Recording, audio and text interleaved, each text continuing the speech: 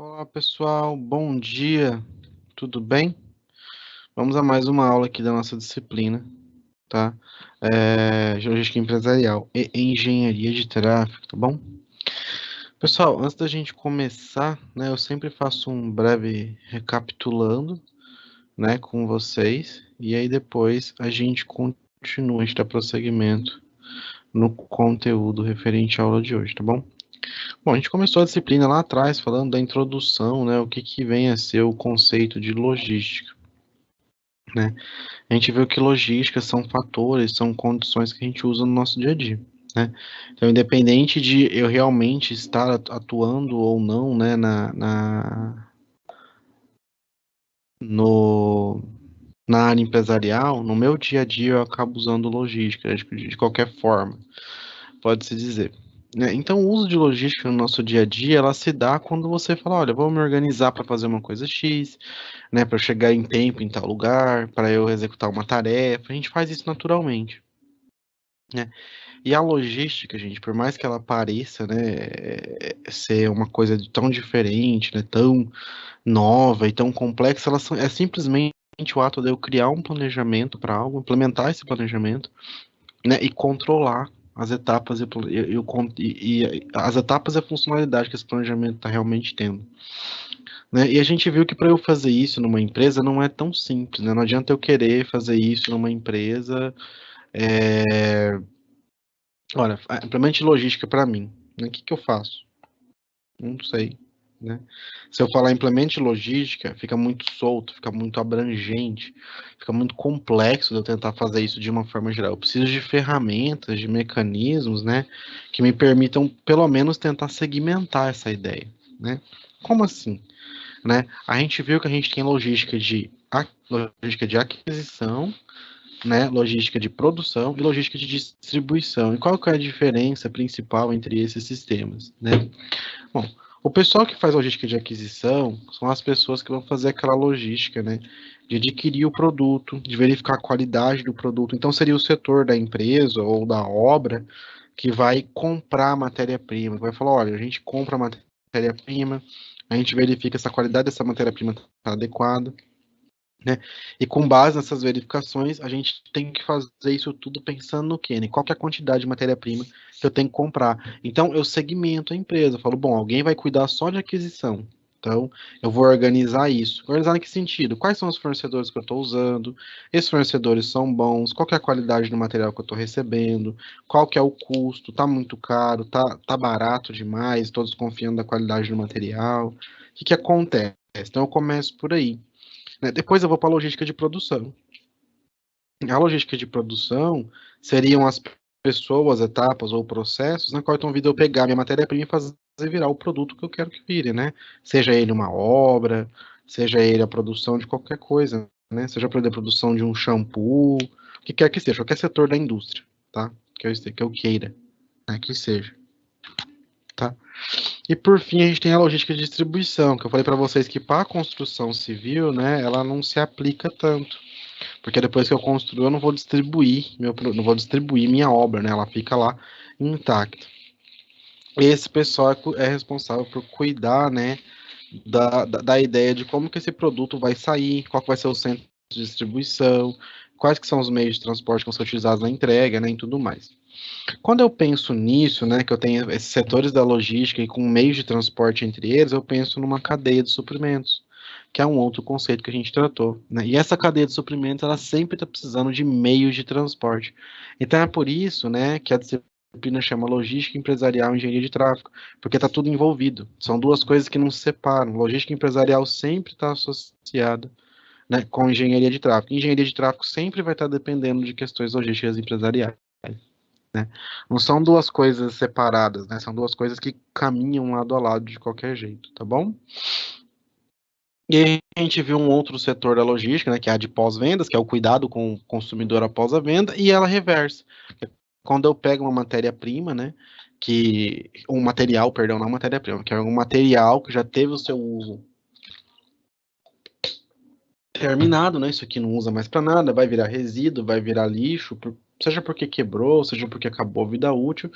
E eu falo assim, olha, esse material que não tem mais uso, ele vai ter uso. Eu vou fazer ele voltar como matéria-prima. Isso a gente vê, por exemplo, em garrafa de vidro de refrigerante, bateria, pneu, pilha, eletrodoméstico, alguns, lâmpada, óleo, tem uma gama enorme de produtos, né? Ela veio, essa logística reversa, ela acabou virando uma ferramenta mesmo com a implementação da Política Nacional de Resíduos Sólidos, né? Que é uma lei que implementou e trouxe isso como, né, obrigatoriedade para muitos ramos de empresa, tá bom? Depois disso que a gente falou de logística, a gente começou a falar de transportes, né? Porque eu falei que aqui a gente começa a falar de transportes na aula 3 e não para mais. Que sentido de transporte? A gente começou a entender, né, o que são esses meios de transporte, né? Então a gente viu que transportes são essenciais para tudo, né? Eu falei, olha a sua volta, o que, que tem em volta de vocês que não precisou de um transporte, né?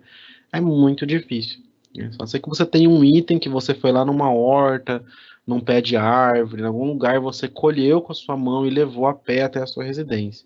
Né, o único item que não precisa de transporte é uma coisa que eu retiro da natureza e levo para dentro da minha casa.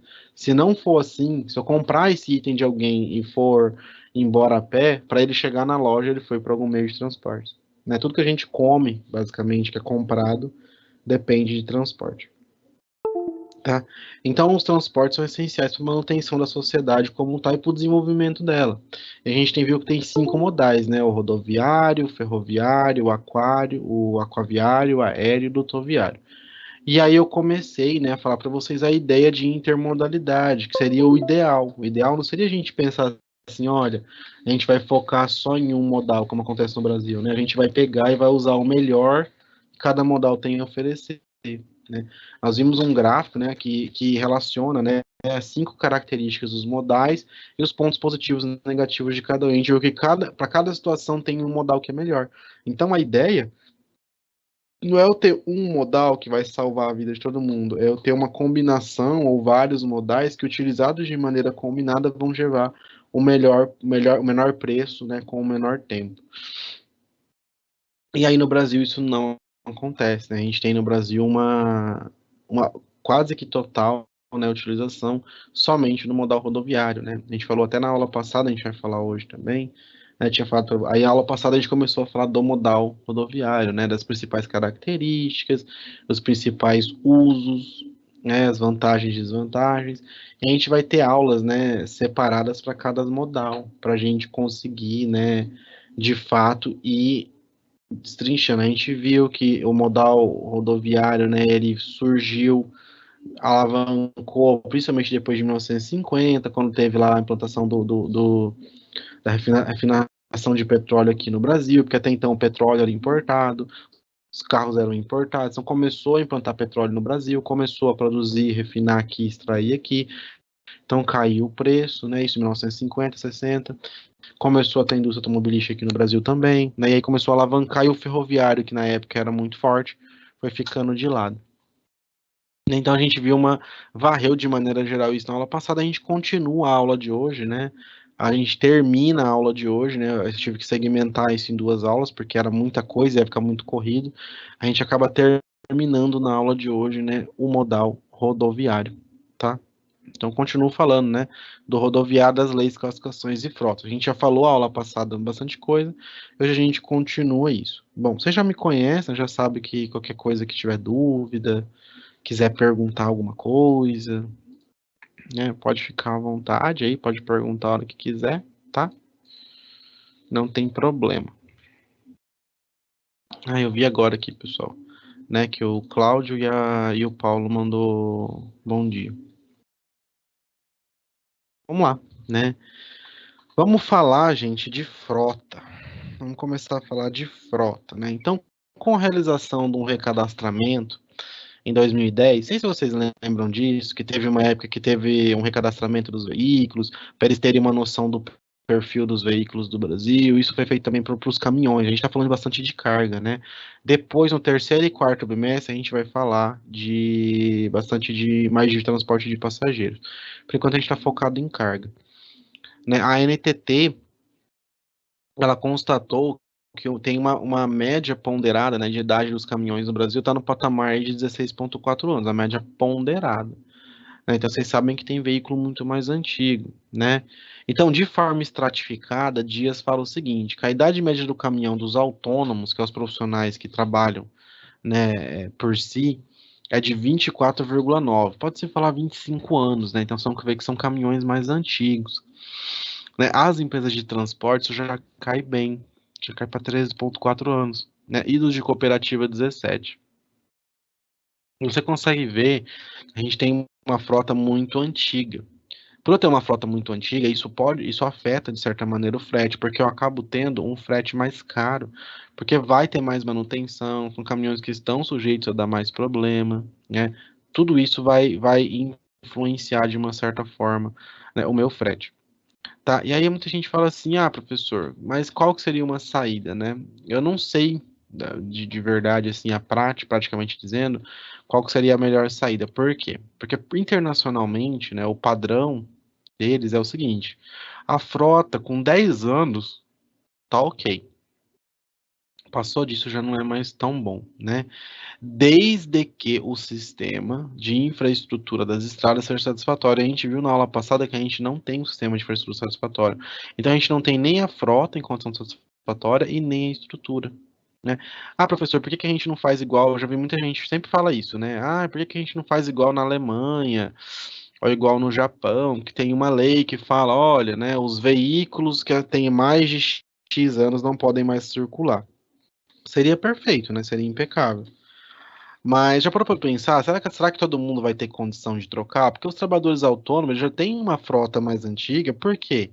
Porque eles não conseguem comprar um caminhão zero vai custar 700, 600 mil reais, eles não conseguem comprar. E o que acontece? A transportadora usa ali por 13 anos, 15 anos, aí o caminhão já está ficando antigo, a transportadora que tem um poder financeiro maior consegue ir lá no banco financiar e comprar um caminhão novo, e aí eles vendem o caminhão deles que já não serve mais para eles, geralmente para o trabalhador autônomo. Então ele compra um caminhão usado aí, né? Já mais antigo, já mais rodado, né? Que está mais suscetível a problema. Então você imagina se eu faço uma coisa dessa. Ele fala, olha, vamos fazer uma lei que fala que vai ser só 10 anos de frota. Tá. Vocês acham que o valor do caminhão vai baixar exatamente por causa dessa lei? Né? Vai acontecer o contrário, vai subir. Né? As empresas automobilísticas vão aproveitar disso daí para aumentar o valor. E aí você vai tirar uma gama enorme de gente que está trabalhando nisso, que a gente depende dessas pessoas, né, os seus trabalhos. Então, assim, é muito complexo, né? A ideia era ir melhorando as condições de trabalho, melhorando as condições de frete, condições de tudo, para que automaticamente, por consequência, essa idade média da frota vai diminuindo, porque começa a melhorar a condição. Ninguém quer ficar andando com um caminhão que está quebrando, está dando problema. A pessoa vai tender a comprar um caminhão melhor. Só que a gente não tem nenhuma situação e nem outra, né? Tá, e o transporte rodoviário, ele transporta uma gama muito grande de materiais, uma diversidade muito grande, pode-se dizer, né? A NTT fala aqui, ó, né, que produtos embalados, ensacados e envasados, então qualquer coisa que é embalada, desde comida, qualquer coisa que é embalada, corresponde a 48%. Cereais, areia, minério e outros granéis correspondem a 18%, né? Fertilizantes e artigo explosivo corresponde a 5%. Produtos em pallets corresponde a mais 5%. Né? Veículos 5%, combustível e gás 5% e outras cargas 31%. Né? Então, se você pensar em todos os ramos né, de comércio ou de transporte de qualquer coisa da sociedade, a gente tem uma gama enorme, são centenas e centenas e centenas de produtos que são transportados. Por que a gente fala disso aqui? Né? Qual que é a importância? Por enquanto, vocês não vão achar nada demais. Quando chegar no ferroviário, que é a aula que vem, a gente vai falar disso, e aí vocês vão ver, né, que no ferroviário a gente tem 10 produtos só sendo transportados, né? Esses 10 produtos que são transportados, um deles corresponde a 70% de tudo.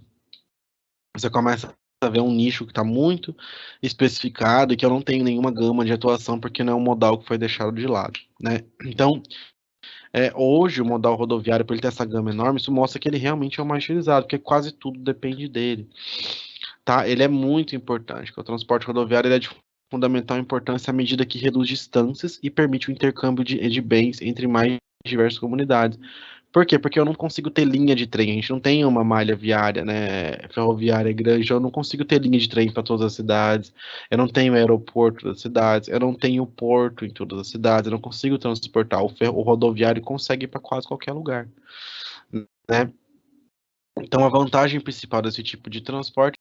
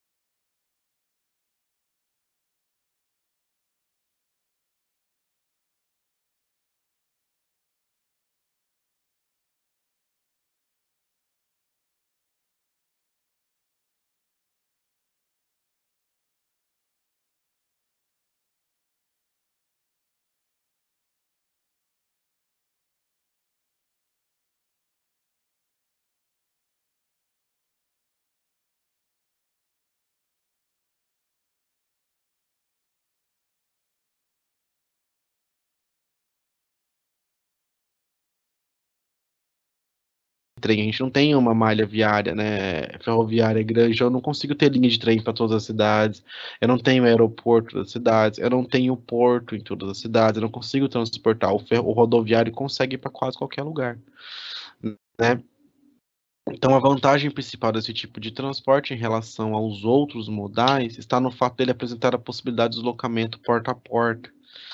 É o que a gente sempre fala, né? Eu consigo sair da minha casa, chegar na sua casa em qualquer lugar do Brasil que eu esteja, né? Com o GPS, a gente chega. Tendo uma rua, você chega, né? Você chega em zona rural, você chega em muitos lugares que outros modais não chegam, né?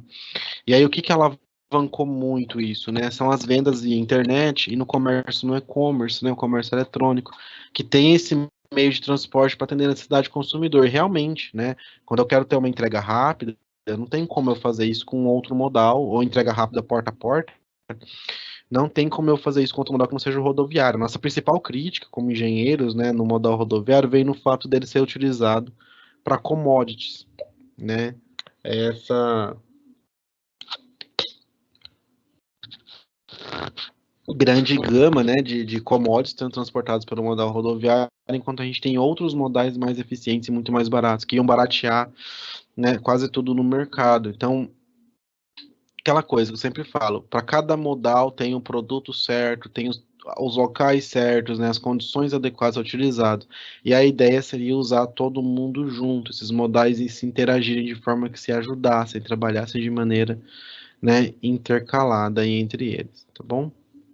Tá? Então a gente tem que falar aqui quais são as vantagens, né? Maior rapidez de embarque e desembarque.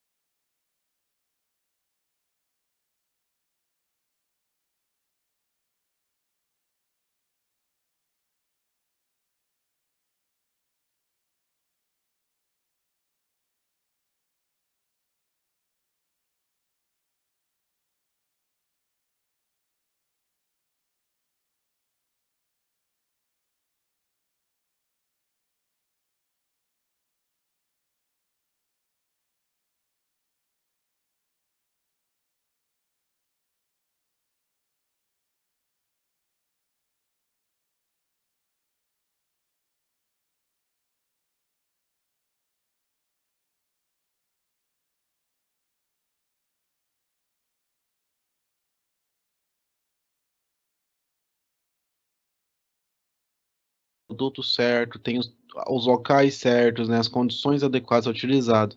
E a ideia seria usar todo mundo junto, esses modais e se interagirem de forma que se ajudassem, trabalhassem de maneira, né, intercalada aí entre eles, tá bom? Tá? Então a gente tem que falar aqui quais são as vantagens, né? Maior rapidez de embarque e desembarque, não precisa de embalagem sofisticada, isso é mais fácil, porque eu falo isso porque no modal aéreo, vocês vão ver que a gente tem que ter unitização às vezes.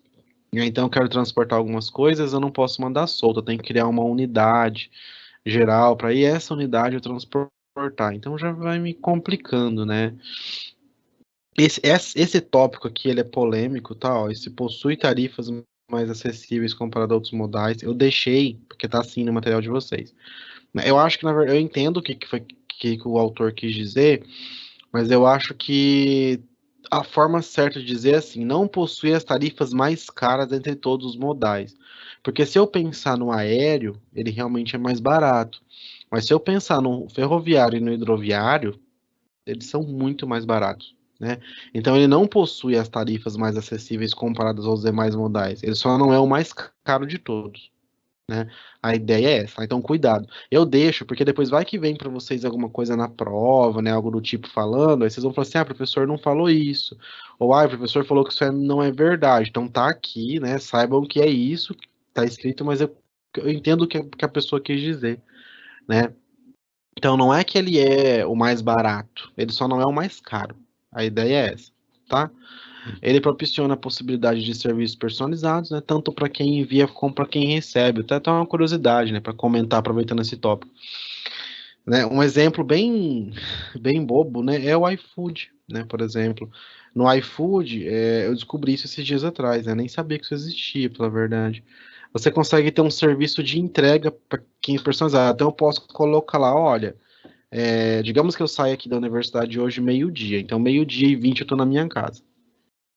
Aí eu falo assim, bom, como eu sei que meio-dia e 20 eu vou estar em casa, eu posso vir agora aqui, pegar meu celular e fazer um pedido, né? Falar assim, olha, eu quero essa comida aqui, só que eu quero que ela chegue de meio-dia e meia a 1 hora. Tem lá a opção, entrega programada, entrega agendada, né? Do meio-dia e meia às 11, porque eu sei que meio-dia e 20 eu tô na minha casa. Entendeu? Então eu posso personalizar tanto para quem tem que entregar quanto para quem tem que receber. Eu posso falar, só estou em casa nesse horário. Então tem que me chegar nesse horário. Um outro modal, talvez eu não conseguisse ter essa praticidade, né? Essa ideia, né? Uma outra coisa que a gente tem que falar, gente, é dessa questão de potencial da empresa, né? Essa relação que existe entre capital investido e capacidade de rodante de frota. Porque às vezes a pessoa fala, ah, vamos trocar a frota, vamos investir, vamos comprar caminhão novo, vamos fazer tal coisa. Mas será que a gente tem infraestrutura para isso? Eu tenho que pensar no espaço físico do local no qual eu quero fazer isso. Eu tenho que pensar na praticidade no processo de movimentação de carga e descarga dos caminhões, né? Eu tenho que pensar na estrutura de comunicação e velocidade no atendimento aos clientes e capital humano, né? Eu tenho que estar a par de se isso tudo está acontecendo realmente de maneira adequada, né? Será que adianta eu fazer tudo isso? Eu consigo realmente, né, gerenciar isso? Isso realmente vai funcionar da maneira com que eu quero ou não? Né? Então tudo isso tem que ser pensado, tá? Não adianta sair fazendo porque acha ou porque quer, né? É meio que chega a ser até engraçado, porque parece, ah, mas tem mais um problema? Sim, tem mais um problema. A gente tem que pensar nisso tudo, tá? Não dá para sair fazendo, olha, vamos trocar, vamos trocar. Às vezes não dá, né? A rentabilidade dos caminhões, geralmente, quando eu troco, ela está condicionada à programação, né? Permite ela sempre carregado. Isso aqui é logística, né? A empresa sempre quer estar com o caminhão sempre carregado. Então, se eu saio com uma carga de São Paulo e vou para Minas, ele vai carregado. Para eu voltar de Minas para São Paulo, eu tento voltar com esse caminhão carregado, para ele andar sempre com carga. Então, sempre o quilômetro que ele está rodando está sendo pago pelo produto que está transportando. Se ele anda vazio, eu estou gastando combustível à toa. Por isso que eu falo que a logística, ela vem natural. O caminhoneiro autônomo, ele faz isso por necessidade própria. Se o cara é caminhoneiro autônomo, ele pega uma carga no Porto Santos, por exemplo, para Belo Horizonte, aí ele vai. Aí em BH, ele pega uma carga para Cuiabá, aí ele vai para Cuiabá. Digamos que ele mora no interior de São Paulo, né? Vou falar uma cidade aí, região de, sei lá, Bauru, interior de São Paulo, Bauru. Aí ele sai ali, né, de Cuiabá, e ele pega uma carga, por exemplo, a Manaus. Vai lá para Manaus. Aí de Manaus ele pega uma para Belém, vai lá para Belém. Aí ele tá lá em Belém do Pará e fala: Nossa, que saudade, quero ir embora para minha casa, né? O que eu faço? Ele vai sair de Belém e vir para o interior de São Paulo com caminhão sem uma carga. E quem que vai pagar esse combustível? Ele, do bolso dele, né? Ele vai tomar prejuízo. Então ele já vai tentar de Belém pegar uma carga, por exemplo, para Tocantins, para Goiás, para ele descer. Aí ele desce, opa, tô no meio do caminho. Chegou em Goiás, ele tenta pegar uma carga para Minas, pro interior de São Paulo. Aí digamos que ele pega uma carga para uma cidade perto da casa dele, né? Bauru, não lembro agora, Marília. Pega uma carga para Marília, que é do lado de Bauru. Opa, agora o cara tá ali 100, 200 quilômetros de casa, né? Ah, agora dá para ir para minha casa. Esses 100 quilômetros eu consigo chegar por mim, né? Isso, a pessoa que é autônoma, ela faz porque ela precisa. E as empresas têm que implementar sistemas para que isso que o autônomo faz porque precisa aconteça, porque senão eles começam a perder dinheiro. Então, a logística que a empresa tem que usar, o autônomo já usa natural. Por isso que eu sempre falo, logística é coisa que todo mundo faz, só tem que entender como aplicar isso na empresa. Né? Quando eu tenho regularidade de frota, de transporte de carga, o meu cálculo é simples. Quando eu não tenho, começa a ficar complicado, né? E a gente sempre tem que pensar qual veículo vai escolher. Sempre vai existir uma alternativa correta, né, para avaliação e escolha de veículos que vão realizar, né, o deslocamento de mercadoria, né? E aí a gente tem como posso dizer, algumas dicas, né? Pode-se falar, a gente tem algumas dicas, né, para seguir quanto a isso. Ah, é lei? Não é, né? Eu posso fazer, posso não fazer, mas sempre bom tomar esses cuidados, né? Então, vai lá, conhecer as características da carga, o que que eu vou transportar, porque isso vai definir o meio de transporte, identificar qual que é o ponto de origem e destino, que é o fator responsável pela melhor opção, analisar as características das rotas, porque é isso que vai determinar o veículo capaz de oferecer a melhor opção de percurso, e levantar características dos veículos com relação a fatores como facilidade de manobra, capacidade de subida em rampas, dentre outras coisas, né? E para a gente entender isso dentro do modal rodoviário, a gente vai ver aqui a classificação dos veículos. Eu vi que tem uma pergunta. Oi, Paulo. Que bom que o Paulo perguntou. Vamos lá. Até quanto financeiramente a espera dessa carga pode influenciar?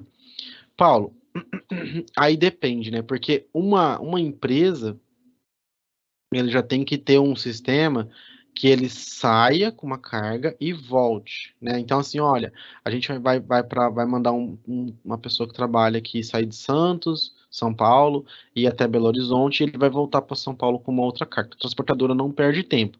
No autônomo, infelizmente, às vezes ele espera 1, 2 dias para pegar essa carga, e isso vai influenciar, claro que vai, porque ele vai ter que almoçar, ele vai ter que jantar, alguns cozinham para economizar, não comem em restaurante, né? Leva comida, tem um fogão lá, né, improvisado, eles cozinham, né? Às vezes a mais vai falar, mas o cara vai ter que pagar hotel, né? Gente, o pessoal que trabalha autônomo, por isso que às vezes eles fazem, a gente for da greve, as coisas, as condições de trabalho deles são muito difíceis, porque por mais que influencia, mas influencia muito menos que uma empresa, porque eles não têm condição mínima de trabalho, né? Eles não vai ficar num hotel, às vezes ele não vai ter um quarto, ele vai dormir no caminhão, ele vai ficar no porto 2 dias parado, vai dormir no caminhão, ele vai comer a comida que tiver, ele não vai ter conforto nenhum para tomar um banho, né? Para ter uma roupa limpa, lavada. Então ele tem que se virar do jeito que tiver, não onde ele tiver. Né? Então ele se vira ali dentro do próprio caminhão. E influencia? Influencia, porque é tempo. Tempo é carga que ele não está transportando, mas não influencia tanto. É claro que o cara não vai ficar, por exemplo, 15 dias esperando uma carga. Ele vai dar uma olhada ali, 3, 4, no máximo aí, né? Mas nunca fica, gente, né? Sempre tem os pontos que é zona portuária, zona de carga de grão, sempre fica ali 1, 2 dias no máximo, ele já tá com carga, ele já tá na estrada, né? Caminhoneiro não aguenta ficar parado. Tanto é que eles, quando chega em casa, é 1, 2 dias já pé na estrada de novo, né? Não aguenta ficar muito tempo parado, tá? Mas às vezes, igual na pandemia, são coisas que influenciam. Às vezes a pessoa fica uns dias parado, mas influencia sim, Paulo.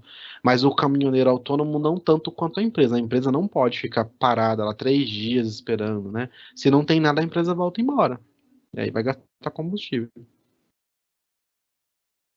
Então vamos lá, vamos falar das classificação dos veículos. Gente, tendo dúvida, igual o Paulo teve, tá? Pode ir mandando. Eu não fico dando muito intervalo pausando a aula, porque senão o nosso conteúdo é muito extenso. Se eu ficar pausando 5 minutinhos no meio, depois eu sei que tem gente que tem professor que faz, né? E às vezes fala, ai, professor, toca direto, não dá uma pausinha. Eu não pauso porque o nosso tempo já não é tão grande. Se eu ficar parando no meio, 5 minutinhos para dar um intervalinho, 5 minutinhos aqui, ficar cortando, a gente tem que correr muito na hora do conteúdo. Então eu prefiro seguindo com calma, e aí a hora que vocês têm dúvida, vocês mandam, tá? Então vamos lá, né? O avanço de tecnologia gerou cada vez veículos com capacidade de carga maior, né? Veículos cada vez mais grandes. Para quê? Para eu talvez transportar mais carga de uma vez só, né, e lucrar mais, ter um frete mais barato. A empresa lucra mais, só que o que acontece com isso? Pavimento, não tem pavimento que aguenta. Então eu vou só falar aqui para vocês conhecerem os tipos, tem mais tipos, né, e aí tem configurações diferentes, só para a gente ver, é uma questão meio explanatória, né. Então a gente tem o bitrem articulado, que é esse caminhão, né, que é um caminhão trator trucado com 2 semi-reboques, então eu tenho aqui 1, 2, geralmente ele chega até 57 toneladas. Temos o tritrem, né, ó, que já tem 3 semi-reboque, já chega a 74 toneladas, então muito maior, né, não tem pavimento que aguenta. Aí vamos para o truque, que é um caminhão menor. Então aqui eu já vejo mais commodity, né, soja, milho, trigo, minério, coisa grande, né, coisa que é solta. Agora aqui eu já começo a ver, olha, transporte de móvel, né, uma carga, às vezes caminhão frigorífico, que transporta carne, alimento, uma coisa mais delicada, uma coisa mais industrializada, né, então chega a 12 toneladas o truque. O VUC já é um caminhão pequenininho, né, geralmente na cidade, aí uma loja que entrega móvel, um mercadinho, né,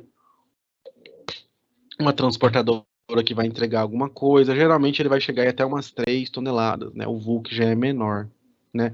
O Romeu e Julieta já é um caminhão maior, né? Esse aqui é um de transporte de animais, esse aqui é de gado, mas eu posso ter também o Romeu e Julieta para transportar cana, né? Geralmente quem mora perto de cana, usina de cana-de-açúcar conhece. E aí isso aqui tá com 2, tá? Mas assim, a gente sabe que geralmente eles colocam 3, vira um tri-trem, vira um 4 aqui, tá? Principalmente quando a estrada não é pavimentada, eles colocam 3, 4, tanto que o caminhão aguenta puxar, eles enchem, né? Tem também o caminhão trator, né, de 2 eixos, que possui cavalo mecânico simples. Isso aqui geralmente é para, né, tanque. E aí vai ser leite, combustível, né, alguma coisa líquida, algum produto químico, tá? E o de 3 eixos, né? Esse aqui ele nem tá falando quais reboques que usa, porque ele tem 3 eixos de tração, então vai até 45 toneladas. Geralmente tem muita força, né? Então, os modelos de caminhão, falando de modo geral, são esses. É mais para vocês conhecerem e saberem, olha, eu não tenho uma opção de caminhão, eu tenho todas essas e tem mais que essas, tá? É um apanhado aí do material de vocês. A gente tem que falar agora da lei da balança, né? Essa chamada lei da balança, né, ela é constituída de um conjunto de artigos extraídos do Código de Trânsito Brasileiro, que é o CTB, né? E do CONTRAN. Por que tem que ter lei de balança, né? Lei de balança justamente por isso aqui, ó, porque eu tô começando a subir com uns caminhão enorme que tem um excesso de carga muito grande, a gente não tem rodovia projetada para isso. E aí o que começa a acontecer? Começa a destruir a qualidade das rodovias.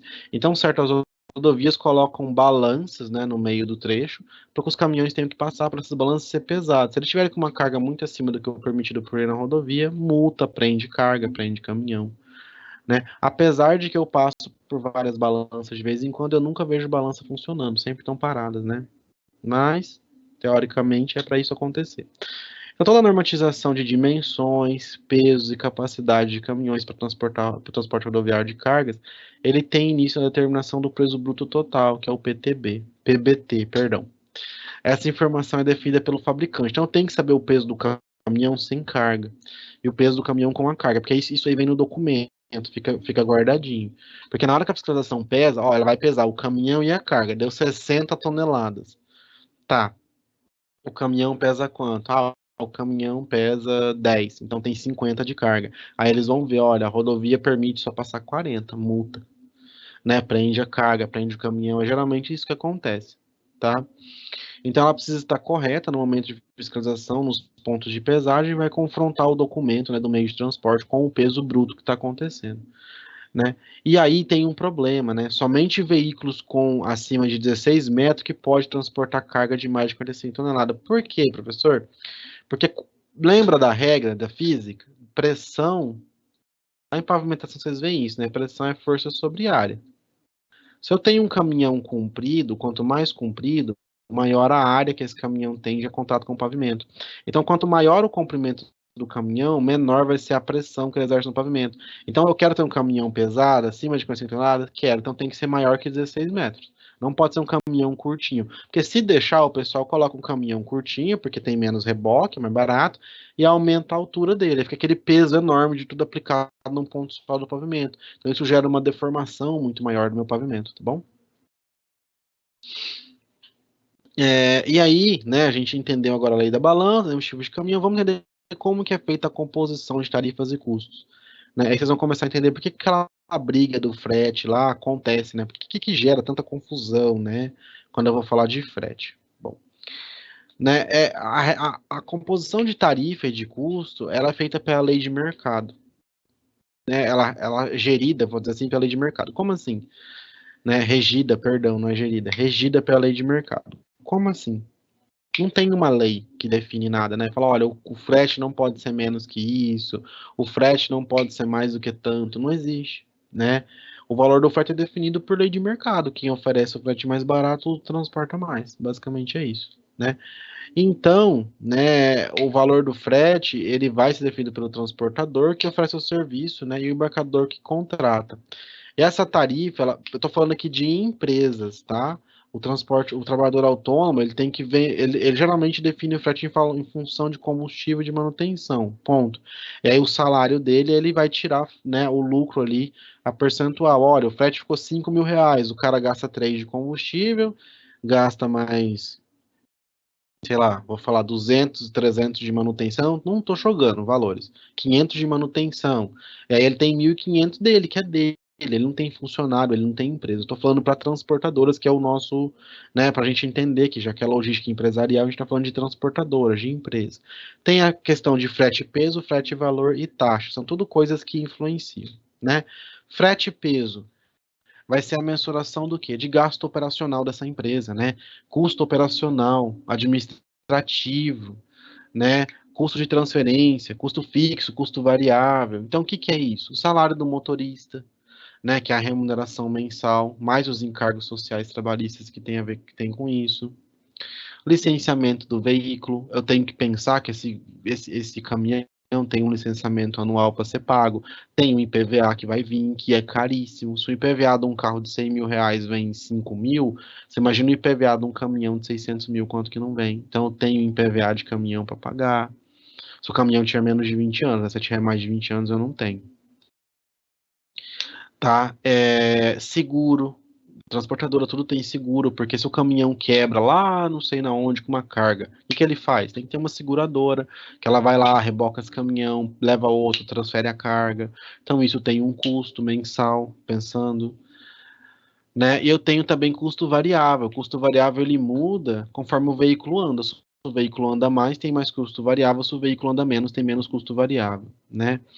Então, um exemplo são peças que quebram, desgastam no tempo. Quanto mais eu rodo, mais eu tenho. Combustível que consome, lubrificante, né? Pneu. Gente, imagina um tritrem. Quantos pneus tem, né? Eu acho que um tritrem, deixa eu contar aqui mentalmente, fazendo uma conta rápida. 2, 4, 6, 8, 10, 12, 14, 13. Vezes 2 vai ser 26 ou 28. Eu tô confuso com a quantidade de eixo aqui. Se alguém souber, alguém manda aí. Né? Vai ser mais 26 ou 28, porque é duplo, né? Então vai ser mais ou menos isso, 26 ou 28, se eu não estou enganado, tá? Ou é 13 ou é 14, cada lado, eu não sei agora. Eu acho que é 14, porque não pode ser ímpar, porque é sempre dois, então vai dar 28. É porque os da frente são dois só. Então é 26 ou 28 pneu. O pneu de um caminhão hoje, um pneu de um carro, aro 17, 16, tá 400, R$ 500, pneu de um caminhão vai estar uns R$ 3.000. 3, 2.500, né? Pneu aro 19, 18 tá mais de 1.500, então vai ser uns R$ 3.000. Estou jogando aqui valores, tá pensando no valor de outras coisas que eu sei. Então você imagina quando falar assim, vai trocar o pneu do caminhão inteiro, né? Se você tem 25 pneus aí a R$ 3.000, é R$ 75.000 de pneu, né? Isso é caro.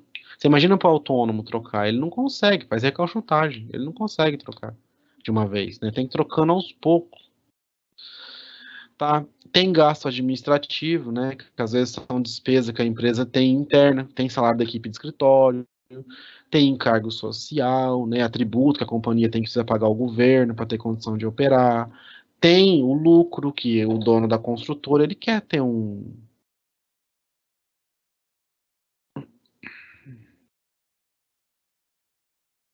A gente tem,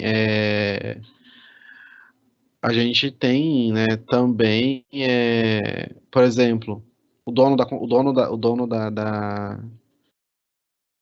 da transportadora, ele vai ter um lucro. Por mais que a transportadora tenha um salário de empresa, ele tem o lucro dele também, né? Ele não vai ter uma empresa lá para ser filantrópica, que ele não quer lucro nenhum daquilo. Claro que ele quer, né? Então tudo isso também é levado em conta, tá? Né? Tem o frete valor. Essa situação é uma situação assim, às vezes a transportadora tem que entrar aqui. O que que é isso? O frete depende do valor da carga. Mas como assim? Digamos que você tem um caminhão cegonha, né? Eu não coloquei lá atrás, mas o caminhão cegonha é aquele caminhão que transporta um monte de carro em cima. Aí você pega uma carga de veículos, né, para transportar. E digamos que sua carga tem 10 veículos, né? Aí você pega, por exemplo, esses 10, algumas Ferraris, algumas Lamborghini, uns Porsche, uns Volvo, umas BMW, né? E cada veículo aí varia em torno aí de 400 mil a 1 milhão de reais. Então você tem uma carga de 10 veículos, vamos chutar aqui, que deu 7 milhões de reais sua carga. Você vai cobrar o mesmo valor, isso vai andar, sei lá, 1.000 quilômetros. Você vai cobrar o mesmo valor que andaria com 1.000 quilômetros de soja, mas de jeito nenhum. Você imagina se esse caminhão bate, se dá um PT nesses 10 veículos, e aí? Você imagina se, sei lá, acontece um acidente, esse caminhão quebra, é furtado no meio da estrada? Né? Mas de maneira nenhuma. A carga é muito alta. Então o meu frete vai ser em função do valor. Meu frete vai ser muito mais caro. Né? Aí você fala, professor, mas isso não vai impactar o custo do veículo? Vai, só que quando a coisa é muito cara, gente, esse custo a mais aí, né? Quem vai comprar, por exemplo, um Volvo, uma BMW, ou um Porsche, ou uma Lamborghini que custa 600 mil reais, 500 mil reais, se ele tiver que pagar 520 mil, porque o frete é 20 mil reais a mais, não sei se ele vai deixar de comprar por esses 20 mil, sabe? De 500 para 520, para mim é muito dinheiro, 20 mil reais, né, de frete é inimaginável. 20 mil reais é um carro, né, em si. Mas para quem tem esse poder aquisitivo e está nesse nicho, esses 20 mil não vai ser o fator que vai falar, olha, não vou comprar esse carro porque ele tem 20 mil reais a mais aqui, porque o frete dele para vir de São Paulo aqui para o interior custou 20 mil. Não vai deixar, a pessoa compra, né? Então, o frete e valor é em questões assim, cargas muito caras, né? Cargas que dependem de muito investimento, né? E uma outra coisa que a gente tem que pensar também no frete e valor, né? Que além disso entram aí tarifa que precisa ser paga durante o serviço de transporte, a questão do seguro, né? E aí, gente, né? Aqui nem era do frete e valor, né? Isso aqui era para estar no slide separado, mas ó, como que eu consigo medir qual que é o retorno que eu tenho sobre o investimento com frota? É muito simples. Digamos que eu tenho um investimento de 10 mil reais, né? Nunca é isso, tá? É muito mais, né? Mas esse investimento me dá um lucro de 5 mil reais de 500 reais mensais. Se eu pegar 10 mil e dividir por 500, né? Eu vou ter o quanto de meses que eu vou ter que ganhar 500 reais para eu pagar meus 10 mil. Então, o caminhão é a mesma coisa. Ah, comprei 10 caminhões, ficou em 6 milhões de reais, né? É mais, geralmente, tá? Mas vou chocar aqui, 6 milhões de reais. E aí esses caminhões lucram para mim, né, 300 mil reais por mês de lucro, tá? 300 mil reais por mês de lucro. Quanto tempo eu vou demorar para pagar, né, esse investimento? Então você vai pegar, né, eu vou fazer aqui, tá? 6 milhões, né? 6, aí 6 mil, 600 mil, né? 6 milhões de reais, né? São 6 zeros, tá certo? Divido por 300 mil, né? Que seriam 5 zeros.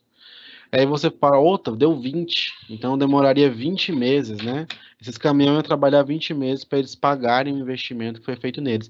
Depois desses 20 meses é só lucro, eu não estou pagando mais o caminhão. Então, veículos, né, que sofrem desgastes, né, também tem que pensar isso, os quais precisam ser mensurados e avaliados com muito critério, porque é a partir disso que eu vou conseguir saber qual que é a minha vida útil. Olha, minha frota está muito antiga já, né? Tá na hora de eu trocar, já estou gastando muito com manutenção. Algumas transportadoras, gente, acabam tendo oficina própria, né? Então aqui há, né, a vida útil econômica é obtida com a mensuração das atividades que o veículo desempenha. Quanto mais trabalha, mais lucra, mas quanto mais trabalha, quanto mais anda, maior o desgaste, né? Que caminhão é motor diesel, né? Não sei se vocês sabem, mas motor álcool, motor gasolina, eles geralmente aí, sempre essa lógica as pessoas pensam, né? Chegou nos 200 mil quilômetros, começa a tomar cuidado com o motor, né? É bom já fazer uma revisão no motor, mandar abrir, dar uma olhada, limpar bico, ver se tá tudo bem, porque pode dar problema. Não quer dizer que vai dar. Tem carro que é álcool, é gasolina e tá andando aí com 400 mil quilômetros. O carro tá tranquilo, mas tem que ter a manutenção certinha, de troca de óleo, tudo bonitinho. Motor diesel, por que que carro diesel, caminhonete, qualquer carro a diesel é muito mais caro? Porque é para durar muito mais tempo. Motor diesel, geralmente a mecânica deles é carro para você andar 700, 800, 1000 quilômetros, tranquilo, sem, sabe? É motor para isso. Então, se você vê caminhonete, às vezes, para vender, a caminhonete está com 450 mil quilômetros rodados, mas ela é a diesel. Isso não quer dizer nada. O motor tá nem no meio da vida útil, às vezes, né? Para 900 mil. Então, você tem que andar muito para gastar. Então, por isso que é mais caro. Então, o caminhão também é assim. Às vezes fala, o caminhão tem 10 anos de uso. Nossa, esse caminhão deve estar já feito 3 vezes o motor. Não, o motor diesel aguenta, né? Você ir mais longe, tá? Então, custo de manutenção, né, que refere-se ao processo de reparos que os veículos necessitam, né? Existem situações em que os reparos feitos periodicamente são feitos dentro da própria empresa. A gente tenta, a ideia é ter manutenção preventiva. Então, uma vez por mês para o caminhão, faz uma geral nele, olha tudo, vê troca de óleo, pneu, freio, tá tudo certo, né? Faz uma geralzona, uma revisão. Não deixar quebrar para depois olhar, porque se você mantém assim, você nunca vai gastar com coisa muito cara, né? E a quantidade de veículo, né? Tem empresa de transporte que, pela necessidade de ter mais veículo, acaba comprando veículo novo com a receita dos que tem velho. Então, eu deixo o velho trabalhando, não troco, deixo lá, e com o lucro desse velho, que ele não está se pagando mais, eu compro um novo. E aí, quando o novo, conseguir acabar de pagar o novo, ó, esse novo agora ele já é lucro, aí eu vou e vendo e aposento o meu veículo antigo, tá bom? Bom, pessoal, o conteúdo, né, da referente ao modal rodoviário termina aqui, né? A gente tem aqui 6 minutos finais, que eu sempre fico para tirar dúvidas de vocês. Então, fico aqui no chat, né, acompanhando qualquer dúvida, qualquer questão que tiver, pode ficar à vontade, tá?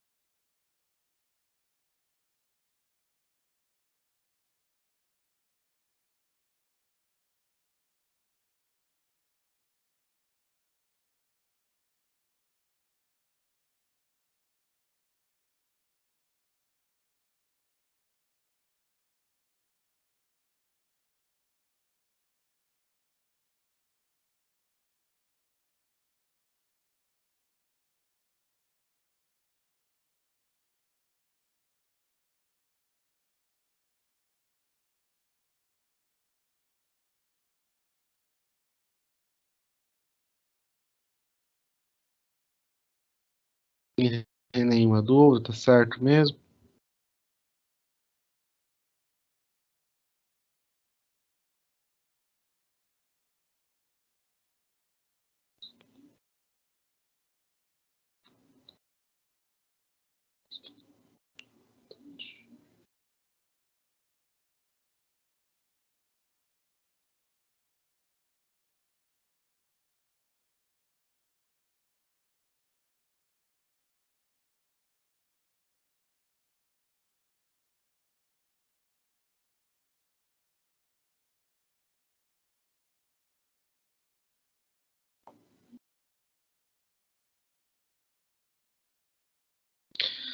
Ai, Jean, eu também fico, viu? O Jean falou assim, ó. Ficamos na expectativa dos veículos elétricos mudarem nessa realidade, Jean, mas é assim, eu não vejo isso acontecendo, mas nem tão cedo, Jean, sabe por quê? Porque não tem interesse. Se o veículo elétrico começar a tomar conta do mercado, o que que vão fazer esse monte de gente que depende de lobby de petróleo para ganhar dinheiro, né? O que que vai fazer com o posto de combustível, né? Então não tem interesse, né? Tem muitas outras forças envolvidas aí, né? Países desenvolvidos realmente vão logo, né? A gente já sabe que na Europa, acho que tem uma regra que acho que é 2030, 2040, eles vão parar de produzir veículo combustão, vai ser tudo elétrico. E aí a gente entra para um outro problema, né? Aí vem aquela polêmica. O que que é pior? A gente para de queimar combustível, porque a gente tem o etanol, querendo ou não, né? Que o etanol é um biocombustível. Para de queimar combustível, deixa de poluir o meio ambiente. A gente usa mais energia. E aí também precisa que lá na Europa precisa de queimar combustível para gerar energia, ou às vezes a energia vem de, meu Deus, igual Angra. O nome da usina fugiu. Hidrelétrica da água, termoelétrica queima carvão, nuclear. O nome fugiu, o nome nuclear, né?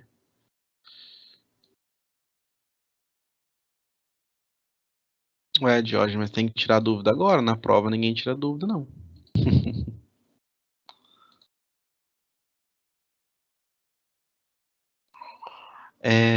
Então, né, essa coisa, né? É difícil de falar quando que isso vai acontecer, porque realmente, né, muitas empresas não têm interesse que isso aconteça. Tem países que dependem de petróleo ser importado, né? Então, para esses países, quanto antes andar isso, melhor, né? Tem países que não tem nenhuma fonte de petróleo, é que a gente no Brasil tem o petróleo daqui, né? O petróleo é extraído aqui, refinado aqui. Então, aqui, para quem está nessa área do petróleo, não tem interesse, né, de ter carro elétrico. Se tiver e for mais barato, o povo vai deixar de usar. E aí, o que que faz, né? Mas por mais que tenha todas essas políticas, né, a tendência futura vai chegar uma hora que vai ser inconcebível, né, carro elétrico, tá? Mas para caminhão de carga, essas coisas eu não sei, sabe, se eles vão conseguir fazer um motor elétrico que tenha uma capacidade de transportar esse peso em longas distâncias, né? Talvez vai ter associação de motor elétrico com motor a combustão que vai diminuir o consumo, igual muitos carros já estão saindo agora, né? Volvo, tem alguns carros que têm motor elétrico, carro híbrido, né? Eu acho que o caminho primeiro vai ser os híbridos, né? Para chegar no 100% elétrico, a gente está bem longe ainda, né? Primeiro o caminho é tentar vencer essa barreira e deixar o híbrido tomar conta do mercado. Mas muito legal.